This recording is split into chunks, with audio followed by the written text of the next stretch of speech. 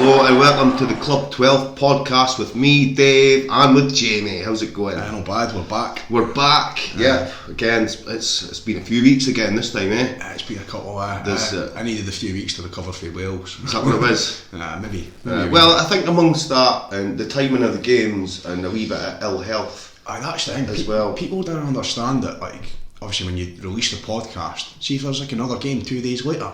It's kind of pointless. It kind of defies the purpose of it, so we're trying to time it a wee bit better. That's how this thing's obviously going to be on a Sunday. But it's been a couple of weeks, but there's a lot to talk about. There's quite a few things to talk about. First of all, I'd like to say thank you to King Kong Tattoo Company, Albert Square, Dundee, for all your tattoo and piercing needs, for being our magnificent sponsors. I actually seen some of the guys last week. Remember I was saying I was playing at a rally, a biker rally. So one of the guys who does my tattoos, he was out there, and they were actually doing tattoos.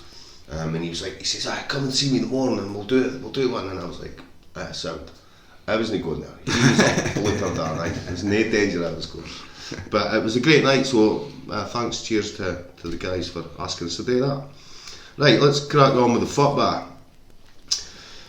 Didn't even come up to start, so we've had 3 league games since the last podcast, so I'll just run through them. We beat Hamilton 2-0 away.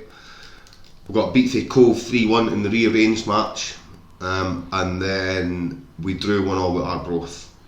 Now, I feel disappointed after these results. However, when I also scan the league table, we're also only 3 points off the top.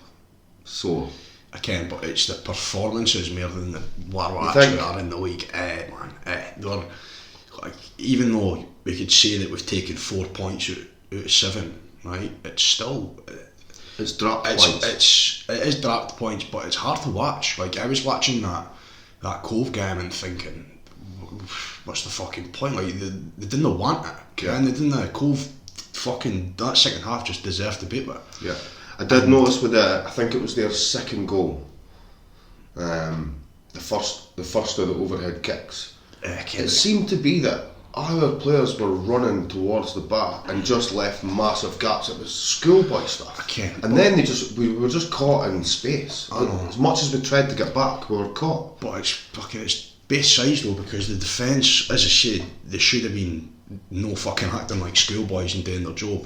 But then at the same time, see if your defence isn't doing that, you need your keeper to stand up, and the boy Legend just doesn't do it for me, man. Doesn't do it for me at all. He never has. That's how I was kind of chuffed at the start when we gave another keeper a chance, and Hattie Sharp, he's done alright, but fucking it's abysmal, man. It's abysmal. Hamilton looked alright, I thought. The boy Cameron was a fucking wee shining light. But it's just same old Dundee, is it? It's no consistency whatsoever. The only consistency is frustration. Like it seems to be every week, every match, there's some kind of frustration. Even, I mean, the games that we've won as well, I feel like we've kind of scraped through them. Yeah. They've been tough watches. Yeah, no, you're right. There's not really been any convincing result. I'm still going to think we went 1-3 down in Wales, which, I mean, it's good, but it doesn't really make a difference considering we want to be competing at the top end of the top league, and there's no point in playing well in games like that. Obviously, again, it's a weaker opposition and everything, but then coming back to your league and just geeing up, man. They're just chucked it. I know. And as you said, we're 3 points off top, and it could be worse, but it's defensively we're struggling, like, really bad.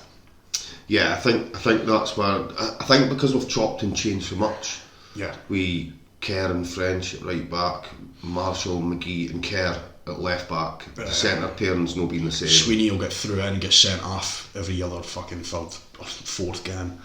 I mean, if you're asking me, I think the boy French he's been a good addition, and I would hate him at right back. I Ken Boyer likes him at centre half, but we needed a good right back for fucking. Well, I didn't in Daly Campbell. He never really got a game. Killer Campbell. But I think French at right back would be the way to go forward. But the three centre halves, he's chopping and changing with McGee. He doesn't care whether he's a fucking. Nobody cares whether he's a centre midfielder or a centre half. Ashcroft's in there. I mean, obviously everybody likes Ashcroft because he wins. He'd header a fucking bus and win. And obviously there's Sweeney as well. And the three of them, we need new centre halves. We need new players, man. We need new players. I think what we need at the back is a leader. I think that the players that we've got at the back, we didn't have somebody who was actually taking charge. And I think we need that. But I think you need that for your goalie as well. Yeah. And I kind of feel like we're picking on the goalies every week that we do the show. But unfortunately, it's a problem area. They've been no good enough for the past ever since, as you said, ever since Neil McCann told Scott Bain to fuck off. That's when our goalkeeping troubles started. Yeah. That's when we went downhill and we've no fucking climb back up. Is he still sitting on the bench at Parkhead? I couldn't tell you. I think he is actually. No, he's not, because the United keeper, he's sitting on the bench. I don't care what he's doing. But I don't blame Scott Bain if he wouldn't come back to Dundee, because the way that he got treated, I he got pelts for a few fans and he maybe gave a bit back, but he was a fucking great keeper, man. For them, there's nobody in there that'll just command it, is there? No, absolutely nobody at all. But I mean, well, like I say, with the league table, right? So you've got Partick, Ayr and Inverness are joint top on 17 points. Then you've got Queen's Park in 4th on 16, and we're in 5th joint place with Morton on 14 points. So we're 3 points off the lead. So are we doing that bad? And we're far away from being a good side. What do we need? Well, that's the question, right? We're not that far away from being top of that league, but we need to remember that league is shite, right? We are far away, we're miles away from being a good team. And that's a big difference, actually. It's a massive difference, man. It's all very well and good being 3 points off the top, but when you take into account the teams that we're playing, come on, man, we should be beating them. We said that at the start of the season. But as a footballing team goes, we were looking good at the start. I thought we were knocking the ball about quite well, and I still think Boyer, listen, he's not on any firing line, because we need to give the guy time. It takes at least fucking even a year's short. I don't know, for a manager, like you're lucky if you get a month, but again, him a year at least, we hate it, because we need to see a change, and he's not going to do it in the first fucking 3 months. And I think as well, so see when you look at the goal scorers as well this season, right?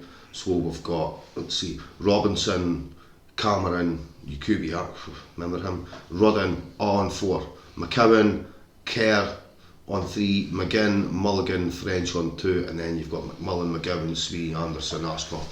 So we seem to be getting goals. We're not just relying on strikers. It would be nice if our strikers could bag some more. Well, you'll notice every week, Dad, that we didn't moan about the attacking players. We might fucking moan about Paul McMahon, Bates. Didn't even get me started, because he's brought back the fucking shed. And he's no fucking done anything since. He's no. Did you see his squaff at Arbroath on Saturday? Yesterday. I did. And he fucking deserved it. But anyway, but we never usually go at the attacking players, because we score nearly every week. Like we do.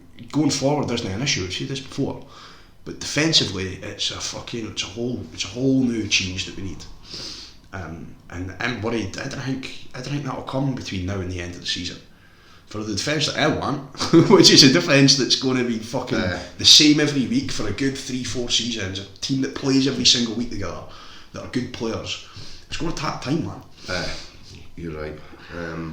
I mean, we did get a new addition the other week. We signed Mbappe's pal. He's a forward. Do you think that'll be the name on the back of his tap? I hope it is. Mbappe's pal. I mean, I'm going to always call him Mbappe's pal for now on. Edrin, is it OC? Derek OCO? Nah, Derek Mbappe's pal. Derek Mbappe's pal. That sounds a wee bit better. But again, he's no defender. He's not a fucking goal scorer either, by the looks of it. Have you seen his record? Lad, he's scored. I did. So I did see his record, and it was, I think I mentioned this last time, it was 3-3, which is the goals to years ratio. But that's no including the goals he scores against his wee brother in the backies, right? Yeah, that doesn't include that. And he's got a couple of them. But I got fucking give the boy a chance as we always do, Ken. We'll judge him after half an hour. That's the score. First run, that'll be it. Nah, we're joking, but we need to give the boy a chance. I mean, how many strikers have we now got? So, I mean, we're quite flush. So we've got Rudden and Robinson seem to be the two main strikers. Then got Jesus. Then we've got Sheridan. So look, he was my next topic of conversation. Fucking Cillian Sheridan come back for nowhere. He looks like the 4:30 at Cheltenham. See when he's fucking running up and down. He did score a good header. He didn't. It hit him in the bus. He got into the space and he got a goal. You're not convincing me to tarry him. He got a goal. His ratio's better than Mbappe's pal. Well, that's no fucking hard, is it? Gary Kerr's got a better ratio than Mbappe's pal, right? But no, Sheridan's a wasteful wage in my opinion. Do you think Mbappe's got any other pals who are centre halves? Oh, you're right. He's bound to kind of couple. Like, surely Mbappe's pal was currently there could be phoning Mbappe and saying, look, got any more pals? Got any pals? Because we're shite. Play centre half. That's the thing, we're no, right? I think we're short of a leader at the back, and we're short of somebody in the middle of the park. I don't feel like we've got creativity. I'm glad you mentioned that, because I would have kind of forgot about it, just blaming the defence is what I always do, right? But I thought in the middle of the park, definitely against Cove, we were just fucking bullied. Straight up bullied. No other way to describe it. Against Arbroath, when we went 1-0 up, obviously there was, we had a couple of chances in hand, but if you actually watch the game, we couldn't have string fast passes together. We were backs against the wall. It was it's always going to be a scrappy game against Arbroath, but we need to be better than that, man. Good football teams would go there and knock the bar down and play. We just didn't be able to see it there. But the middle of the park, Grayson's kind of went off him a wee bit. I find him, he's slow and sluggish. I thought the first game that he played, I thought he needs a few games, a bit of fitness about him. He looks like he could play.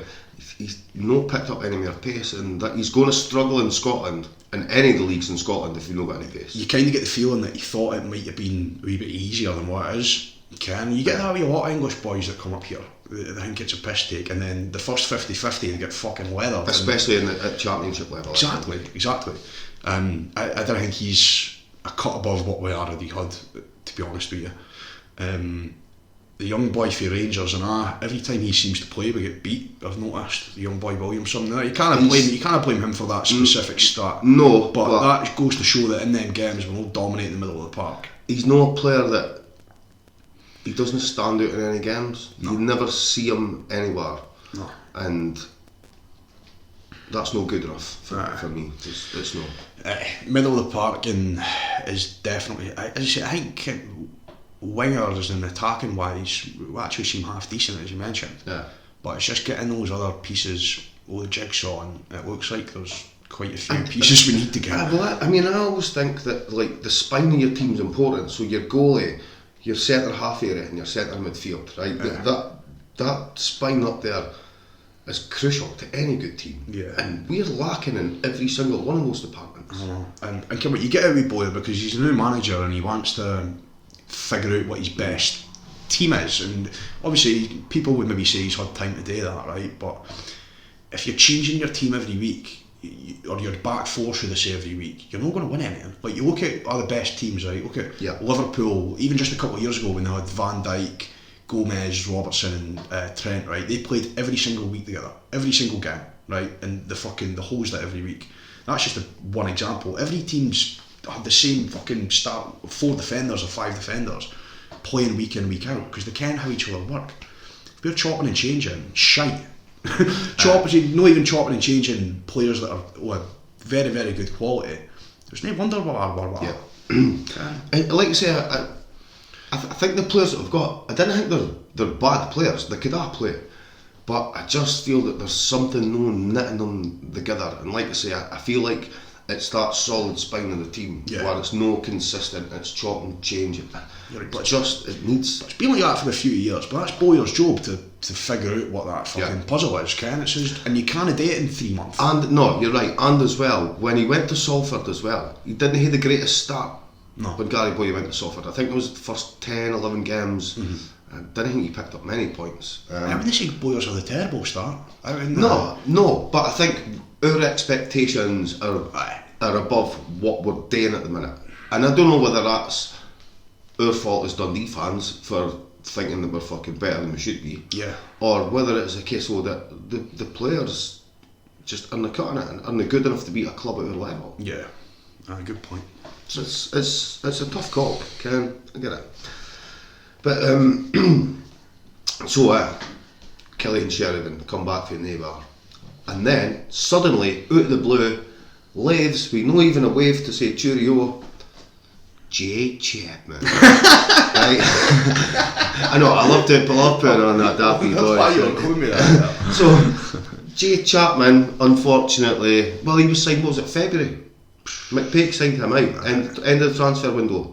It was before Thanksgiving. No, that's November. That's also American and he's Canadian. Fucking see, man, is it? No, it's no. They were, so I was at his game, right? So when he played for what? I think he played one game and it was away at Motherwell. And I was there with Derry actually, we went. And he actually looked alright. I remember him. I'm sure he got on for maybe the last 20 minutes, half an hour. And he didn't do much, but I remember thinking when he was on the ball, he looks alright. Whether he's been texting Nelms' daughter or whether he's been out of the ken, fuck knows. He must have done something. Nah, I don't know. Maybe he's pure exiled, pure banished. He was like, he never seemed to be in the team. He never got a chance. Maybe he just wasn't good enough. But that's what I'm saying. He looked alright when I seen him. He looked like he wasn't garbage. He looked like he could play. But fuck, I'm not sure. I think he'll be happier back home. He's hockey and all the rest of it. Oh well, it's coming up to hockey season, is it? I like the hockey. I've not been in the hockey for a wee while.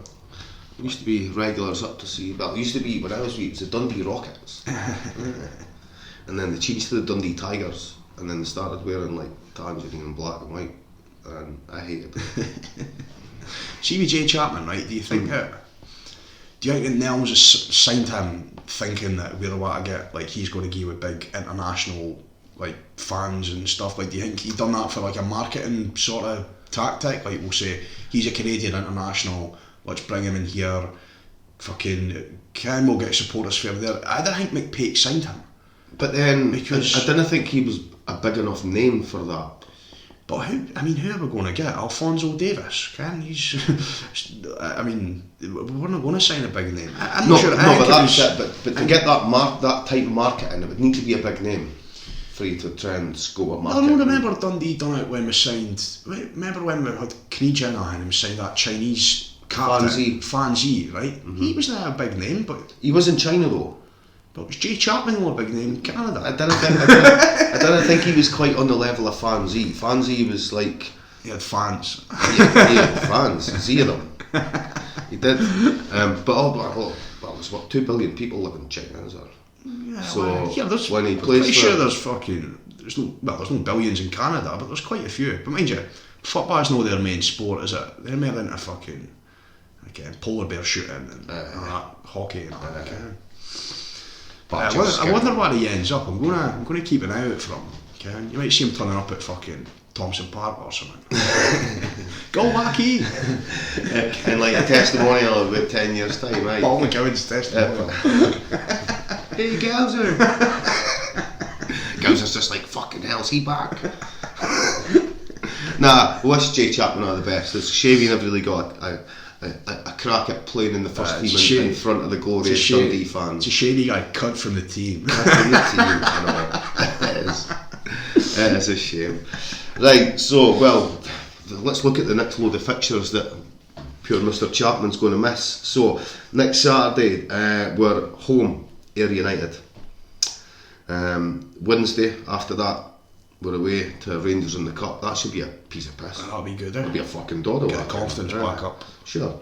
Then we're at home to Morton, October 22nd, and then away to Queen's Park, Saturday 29th. So that's the next couple of weeks. So busy couple of weeks. So about 90% of Dundee fans are looking at that and thinking, right, we'll beat Ayr United, we'll get beat for Rangers, and what was the other 2? Morton at home and Queen's Park away. Yeah. We'll be thinking we could take 9 points out of that. Yeah. But we can, it doesn't work like that, right? So what's going to happen? So what's going to happen is this. We'll have a last minute equaliser against it, home for Ayr, right? And then we'll go to Ibrox and we'll win 1-0. Nah. Trust me. And then the next round we'll get Celtic. Because that's what happens. Nah, look, well, I mean, Rangers is just, I think, see when Gary Bowyer, when the draw came out and somebody interviewed him, he was pure buzzing about it. He was like, yeah, we've got Rangers, kind of a chance to test ourselves. Like, mate, do you not care how Scottish football works? You avoid the Old Firm in the cup. That's what you do. He was pure buzzing about it. So he'll get a wee sense of reality when we play. But look, we need to try and put on a decent performance, but we're not expecting anything for them. But the league games, again, we should be winning them all. But they're a good team. I was at here. The boy up front for them looked fucking. He scored a couple of really good goals against us that night. They're no bad. Morton, you think we should beat Morton. You think at Dens especially we'd beat them. But that's it. I mean, like you said, you look at the 3 fixtures apart from the Rangers game, and you think that's 9 points. We should be picking up 9 points there, particularly the 2 home games. The 2 home games, yeah. But realistically, we'll probably come away with maybe 6 or 7. And because again, it's going to be the same fucking back 4. Come on, I don't know what I sound like I'm being a pure fucking downer. Would you swap getting pumped for Rangers to get 9 points in the other 3 fixtures? And I mean pumped. I mean, obviously we're not going to tap 9. But like proper fucking pants doing big slipper right off the earth. That kind of doing it. Big slipper. Yeah, because I mean the Rangers game, it's a free hit, is it, man? The league's the most important hit, man. If we're looking at that, we should be looking at attacking 9 points. What Gary Boy used to say with the Rangers game is we should rest our first team and put out our youth team. So the Rangers have got a chance to beat that. But then it'd be good for some of the younger boys to get experience against playing them, because I can, like, obviously Anderson's played against Rangers, so you could only learn from playing against better players. It will be good to get some of the young boys that could run it in that. Playing better players every week. I think a one-off game against Rangers who are in the Champions League is going to help on fucking. I mean, it might do. I mean, don't get me wrong. If we go there and give ourselves a good showing, put in a good performance, that will be good for confidence and that. But the league's something we need to just focus on. Just trying to play better, man. If you play well, the results will come, I hope so. I mean, I've seen some of Gary Boyer's interviews, and he keeps saying we're getting chances. We are getting chances. That's not a question. But it's at the other end that we should be fucking addressing it. But I think we're not being as clinical. We were taking the chances either. Yeah. You're right. We're really not. You're right. You know what's the first game of the season when we played Partick, and what was it, 3-2? That game just kind of set the tone for the rest of the season a wee bit. Yeah, it has, because we're scoring goals. We played alright in that second half, but there are opportunities that we just seem a wee bit easy to play against. Yeah, too easy at times. Too easy. But right, let's move away from the D's for a wee bit. Let's talk international football, which is something we didn't do that much. But it's just been announced. Scotland have got their groups for the Euro 2024 qualification announced. So we've got Spain, Erling Haaland, Georgia and Cyprus. So really that's what it is, because it's no Norman. Georgia's as good a player as Erling. No, Georgia's not as good a player as Erling. I think out of all the teams that we could have got in pot 3, Erling Haaland was the toughest. Because could you name another Norwegian, really? No, right, so there you go. I can't. The pot 3, so remember when you had a wee look, because Ukraine were in there now. Ukraine's a tough game. Yeah. But Norway's the one fucking team where you didn't want out of pot 3. If you're looking at it, that is the one team that you didn't want. Because that boy is a fucking monster. He's ridiculous. He's not even, it's like a cheat code, Ken. Like, he's really good, he's ridiculously good. That's all I can really say, man. Imagine we had a boy like him at Dens. Come on, probably still get bit, but he'd fucking win the golden boot. But Spain aren't as good as what they were before. like you said, if we go over there and get in their face a wee bit, I think Scotland would be alright with that. But I'm telling you, Erling Haaland, man, I can't. I do think that the group is a big ask, because even if we'd got France, right, we couldn't get France because they were in pot 2, were they? Or was it? But to be fair, so even some of the teams in pot 2, they're good teams right up to pot 3, really. No. Yeah.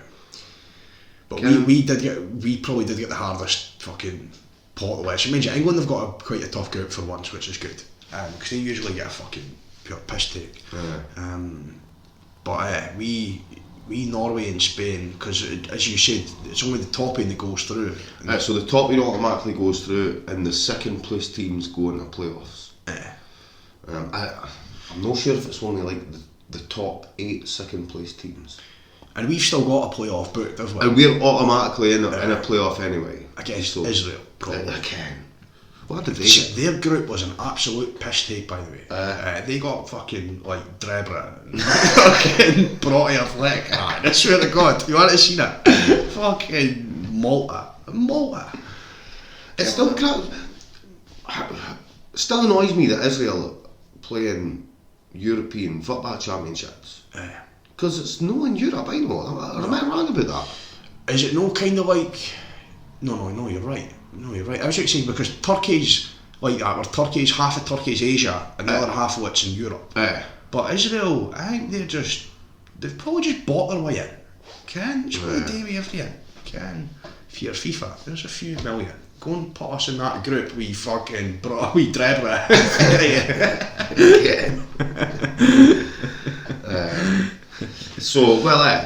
Spain, Norway, Georgia and Cyprus. So you'd like to think that Georgia and Cyprus could dispose of them comfortably, or we could dispose of them. So they two are beatable. Like, no doubt we could get...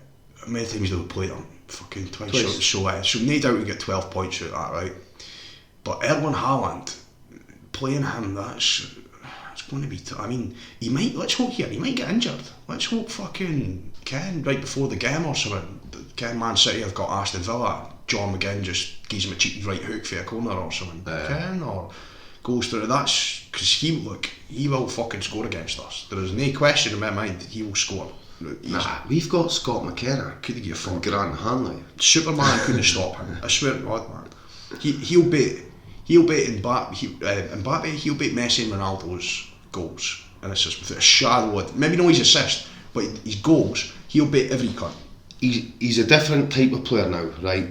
He's that next evolutionary step of the striker, right? Because next evolutionary part of fucking humanity. Have you seen the? Well, I can, but it's the timing of his runs and the way he just gets his shoulder and his arse in front of that player beforehand, and he doesn't even really need to hit the bar. It just hits off him. He just gets in that space. But then what I notice about him is he's always between the goalposts. So see when the bar's out wide and it's coming in the box, he's somewhere between the sticks. He's ready to pounce in that area. He doesn't come out. He does link up playing that, right? But as soon as he sees somebody be the bar, he's off. He's off. Man. And that's something that I think the game lost that for a wee bit. We never really had players that did that. But we're all trying to be too much of a link up man and bring. He just wants the bar put in behind out. And I swear to God, see if you want to watch somebody timing a run, oh my God, man. He just fucking... That's how he scores his goals. And if you think about it, the way VAR and that works now, it's harder for strikers to time that run to perfection because he's got cameras fucking up his arse every week. There's cameras at every angle in them stadiums. I did always think that Henrik Larsson was the best at that and nobody would ever beat him, but he's just a cut above. He is. Let's say, if John McGinn or fucking somebody could do a solid and spark him out before the games, that would be appreciated because he's a machine, man, and he will score 100%. Do you think we've got the beating of the Spanish? It'll be tough. I remember Scotland played Spain about 10 years ago, and we used to get tickets. Was it a 3-2 game? It was. So we used to get tickets for the scale, and I remember I broke my foot. I do remember that. Right, so I broke my foot, and I had to give away my ticket because I was in crutches and all, and if Scotland had scored, I had the pure broke my foot again. You know what I mean? So I was like, I had to make a conscious decision. It was brutal, but I had to fucking no go. And I remember watching it in the house, and I think we got it back to 2-2. Well, we were getting about 2-0, We pulled it back to 2-2, and I remember we did, because I remember sitting thinking, thank fucking what that game, because Med fuck would have fell off. Honestly, it was pure fucked. And then Spain beat with 3-2, I think. See, this is the thing. We the bigger nations, right? Is that I quite fancy our chances against them. So it was the same when we played. Well, we beat France a few times over the years, but we played Italy at Hampden, and if it wasn't for a really dodgy last minute, me and you watched that. I remember watching that with you. It was really. There was a really dodgy last minute. I'm sure it gave a free kick, which ended up being crossed into fucking to be nodded in. But even like I remember, we played Germany at Hampden in a qualifier. That was back in like it was 20 years ago now. But even like when the bigger teams come to Hampden, we've got turn up. We turn up. It's when you play the shite teams. There's no the shite teams, but no the elite teams. So like Norway, like I would put them there. While they're probably they're a good side and they could play well, they're no a Germany or an Italy or a France or a Holland. Like, and there's a different level. I love how you never mentioned England there, because they're in pot 2 now, so they're not allowed to be in that conversation. Listen, we pumped them in the greatest 0-0 I've ever seen. So they could go and fuck themselves. They could tack themselves back down south over the border, shite on every field on the way down, set fire to it. I fucking care. I didn't care. Yeah. And on the plus side, though, like you said, we do already have the playoff. We're already automatically in the playoff. Although you didn't want to rely on that, it would be good. See if we won that group. That'd be great. That'd be great. And there's nothing to say that we can't win the group. I think we're good enough. I think, as I said, that against weird teams, Scotland have kind of now got that sussed. Steve Clark knows what he's doing and how to beat them teams. We're getting better, especially going away from him. We're winning those games. I just think the Norway double header will be that'll be the decider. Like who'll finish. Because I think, being realistic, Spain should win that group. I think we might. They better than expected. They're better than expected in the last game, but I think it'll come down to us in Norway, and that game probably Norway away. That'll be a big game. That will be. That'll be a tough one. But then just tag Haaland out. Just fucking wipe him out. Old fashioned. First time, second he gets the bar. I swear to God, didn't let him. Just tag him out. What they should do is they should bring back Ian Davidson for his first Scotland cap and just say, right, see the first minute, I want you to put him in the fucking stand. I want you to follow him up the road. I want you to follow him at training. Every time he gets the bar, I want you to help. Because Dave would do a job at that. Ian Davidson has been great at that. He was great. He's been great at that. We're not likely to hear Scotland call up for Den sooner, but I mean, Max Anderson must have thought, fucking doors open for me here, but it's been swiftly shut. He's not started that much. Tell you what, the boy Mulligan's doing well with is it the under 21s he's in, or the under? I'm not sure. But he's starting and scoring and playing well for them, so he might be the next fucking player. But if he's starting and scoring for Scotland and he's playing well for us, you can what happens. He's not going to be Rangers. But he's probably the next. I'd say the next thing. Who's got a chance anyway. Kind of see Paul McGowan getting put in the Scotland team. Mind you, he'd do a job. Gilson would do a job. He would do a job, definitely. So next game up, Ayr United. So are you going? I think I'm working. I need to double check. Is it this Saturday? It is. I'm working. It is. It's a 3 o'clock kick-off as well. So unfortunately, I'm in a market because I've got a big beer festival gig this week. Cool. Which is an afternoon kick-off for me, which is usually night time, but I need a big performance against there. I think anything less than 3 points is probably going to get a boo at the end of the game. Think you might. Another thing, I think Adam Legends after that Arbroath game. How do we go with your fan? That's right, you said that. I wonder what that was about. I think the fan just kind of tell them how it is. You couldn't catch a cold. You can. Bobby Lynn's free kick. I was listening to it on Open All Mics, and I also had it on the telly and all right. But the guy on Open All Mics was like, this is the best free kick you'll see our season. Bobby Lynn, halfway, it wasn't in his half. It fucking wasn't it. It definitely wasn't it. It had no pace about it. He should have seen it come in. He had no excuse. The keeper wasn't even that far away from it. He wasn't even. He doesn't. The keeper should be catching that Addy or saving it Addy at least. I couldn't believe it when the guy said it was the best free kick he'd ever seen, man. But that just goes to show that we are moaning, but there might be a wee bit of sense in what we're saying. Yeah, Keeper's an issue. Yeah, well. Right, so another thing that come out as well, which was just the day, and it's since been deleted, right? Remember Iker Casillas, the Spanish goalie? So he was in the goal for Spain in that 3-2 game. Oh, was he? He would have been. Well, last night he tweeted out to the world that he was coming out the closet and that he was gay.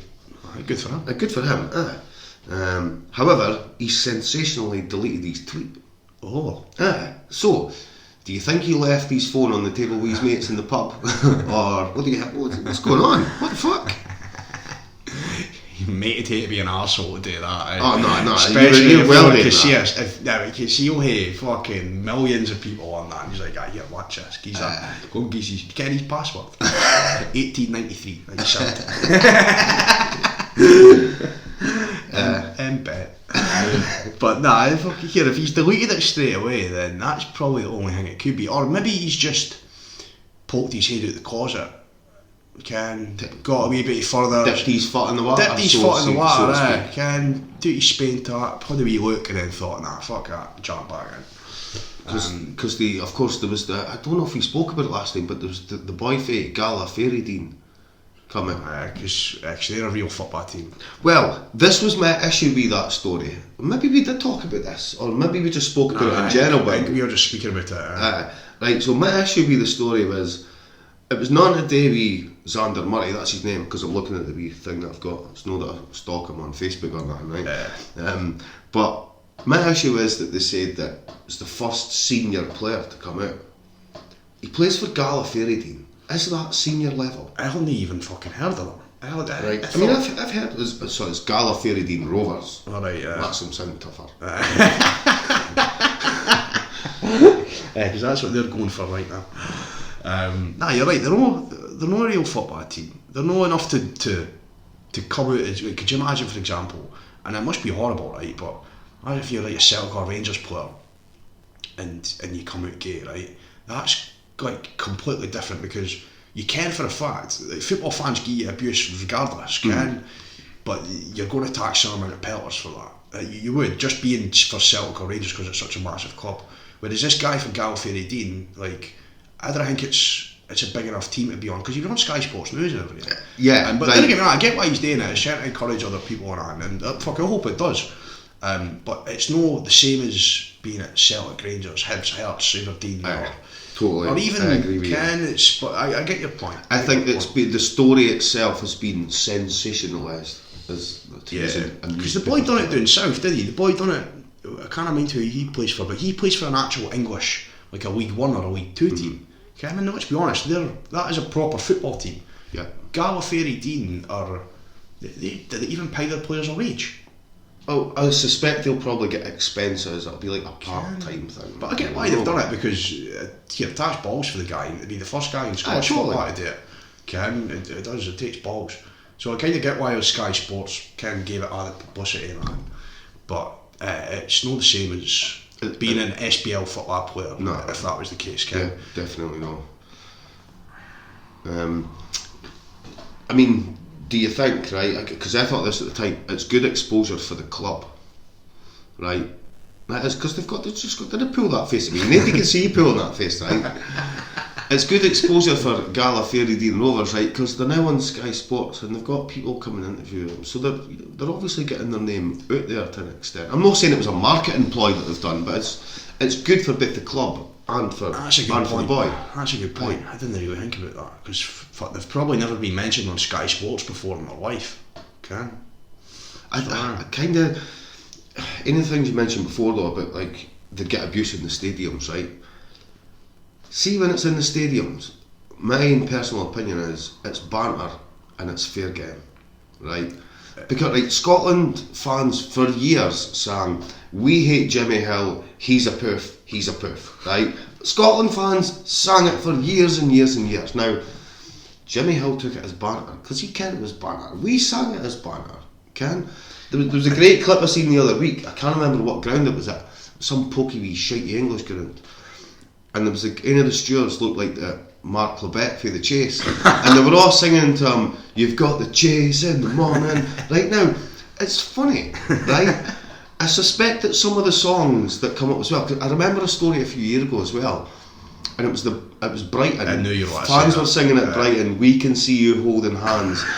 Does your boyfriend know you're here?" Right, stupid shit like that. Now that's funny. It's funny. Is it just me, or that is funny? Nah, I can, but I mean, we it's a touchy one, man. I don't really. It's touchy because we didn't ken, maybe they didn't see it as banter. But I understand that that they didn't see it as banter, right? But they need to remember that, like, I mean, have none of these fuckers ever went to a match themselves and seen what goes on? I know. Right? It's most of the time. You see when you go out drinking, like when you go to a match in a wedding or something. See, before you get to the game, it's any of your mates was getting it. Somebody's getting slagged for something because he's ginger, or he's too fat, or he's too tall, or he's too handsome, or fucking something, right? It doesn't matter what it is. It's fucking banter, Ken. Good point. So, I mean, this is going off on a different subject here, right? Completely. Cove, anyway. Well, no, but so initially the point I was making was that, it was the Casillas tweet, right? So he tweeted that he was gay, right? And exactly, we went off on a tangent for that. But then obviously when you mentioned about singing in the stadiums, right, I get there's probably some things that you shouldn't sing about, like you probably shouldn't sing about somebody's race, right? Right. Should you sing about their homosexuality? Well, sorry, their sexuality, not their homosexuality, but their sexuality.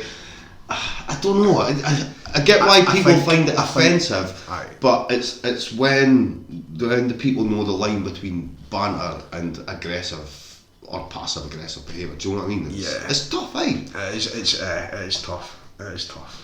But the world that fucking we live in now, man, it's like you just can't say this shit anymore. No, you really can't. You can't, man. So I remember in the 80s, right, when Rangers signed Mark Walters, right, and fans were throwing bananas on the pitch of it.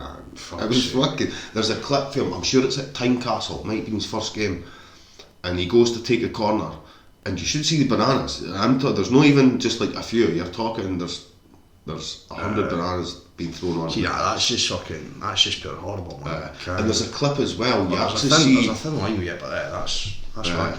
I mean, like that's obviously that's no cool, but Ken, you should still be allowed to sing funny songs. Ken. What? You get what I mean? Like banter, do you know what I mean? I'm not. You get what I mean? What? It's right. You hear the best moments, and Andy, see when you stupid spur of the moment songs.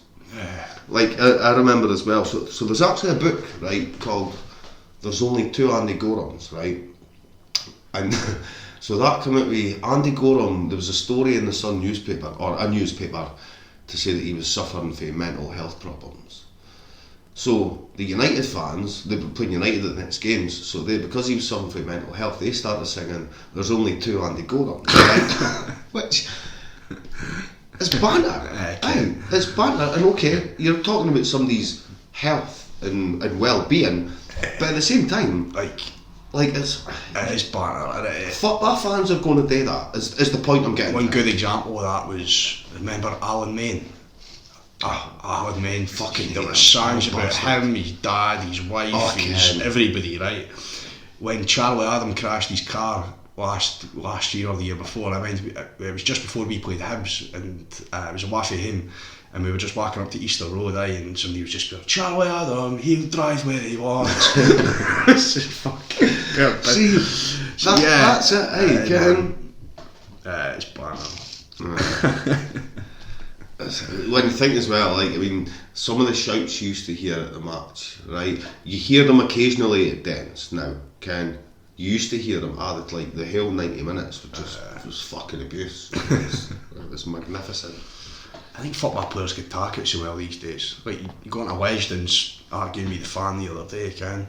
Weston should ken that's no good enough. He shouldn't be he should be fucking holding his hands up.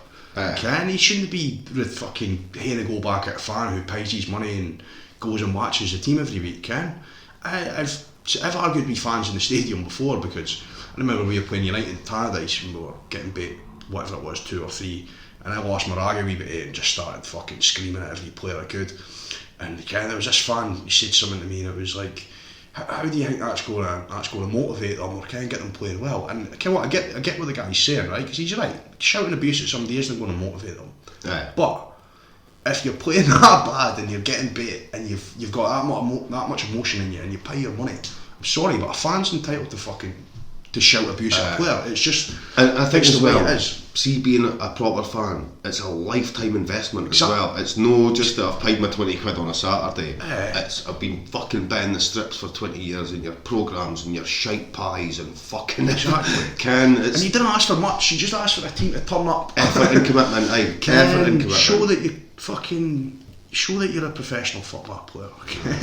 Pass the bar. The bar's there to be passed. You can pass it. You don't hate to just lump it and then fuck it.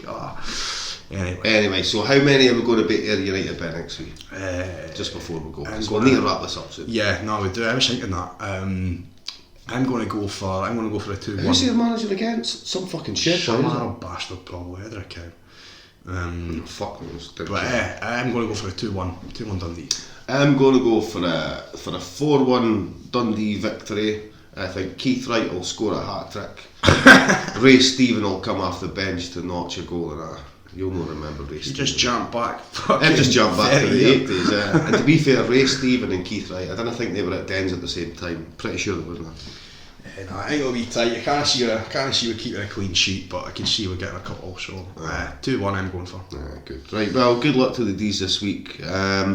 Remember, if you want to get in touch with us, you can do it through our Instagram or our Facebook. I keep forgetting about that. Always forget about that. Hey, send us some fucking inappropriate memes or something. I don't care. Give us some abuse. Yeah, do that. Thanks again to King Kong Tattoo Company, Albert Square, Dundee, for being our proud sponsors. They're there for all your tattoo and piercing needs. And in other news, Hearts are in hot water with UEFA for failing to provide hot water for Fiorentina. Lewis Ferguson gets a visit from the Bologna Ultras during training. Michael Stewart is still a prick, and Dundee United are still shit. We've been the Club 12 podcast. Goodbye.